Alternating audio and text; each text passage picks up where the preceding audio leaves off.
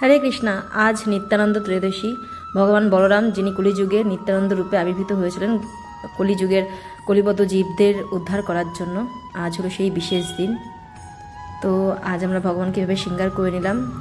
আজ উপরতলা দোতলায় মন্দিরে কিছু অ্যারেঞ্জমেন্ট রাখিনি, আমি সব নিচতলায় আমাদের সেখানেই ভগবানকে গণিতায় ছবি রেখে কিছু ডেকোরেশন করে এখানেই আমি অ্যারেঞ্জমেন্ট করেছিলাম, কারণ উপরতলায় জায়গাটা একটু কম ছিল। তো এখানে একটু খোলামেলা ছিল নিচতলায়, আমাদের বাড়ির নিচতলায়। আমি তাই সব কিছু আজকেকার অনুষ্ঠানে ডেকোরেশন করেছি বা অ্যারেঞ্জমেন্ট করেছি।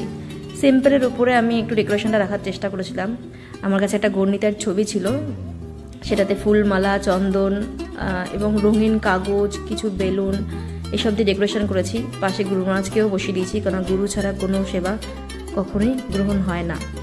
কিছু ফুল, তুলসী, চন্দন সব রেডি করে রেখেছিলাম, কারণ অভিষেকে এগুলো সবই কাজে লাগবে। কেমন হয়েছে ডেকোরেশন, গণিতার শৃঙ্গার তোমরা জানাবে। এখানে আমিও রেডি হয়ে নিলাম তাড়াতাড়ি করে, কারণ ক্লাস শুরু হবে।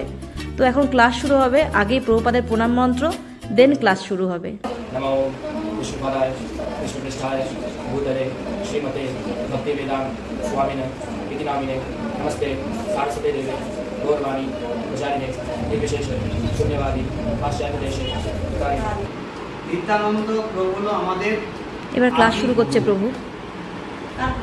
যে আপনার বলরাম, আর কলিযুগে এই বলরাম নিত্যানন্দ প্রভু রূপে আবির্ভূত হয়েছেন বীরভূম একচক্রা গ্রামে। একচক্রা গ্রামে তার বাবার নাম ছিল হারাই পণ্ডিত, মার নাম ছিল পদ্মাবতী।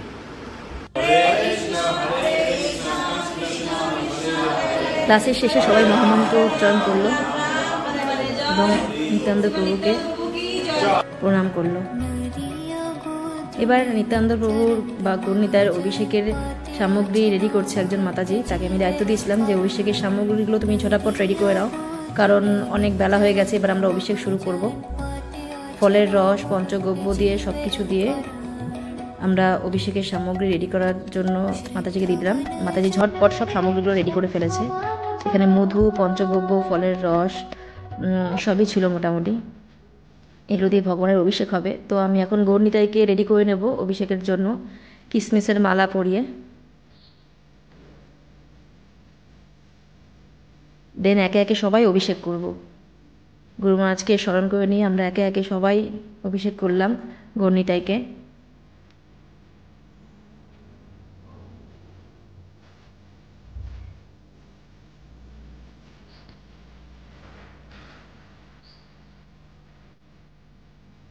সবার অভিষেক শেষ হয়ে গেলে আমরা গৌরনিতাইকে পুষ্পাঞ্জলি দেব। এখন পুষ্পাঞ্জলি স্টার্ট হবে। প্রিয়াংশু পুষ্পাঞ্জলি দেবে, তার আগে মন্ত্র বলবে। নিত্যানন্দ প্রভুর প্রণাম মন্ত্রটাও বলবে প্রিয়াংশু, এবং একে একে সবাই আমরা গৌরনিতাইয়ের চরণে পুষ্পাঞ্জলি দেব। আমি সবাইকে হাতে আসমানপত্রের জল দিয়ে হাত শুদ্ধ করে দিলাম।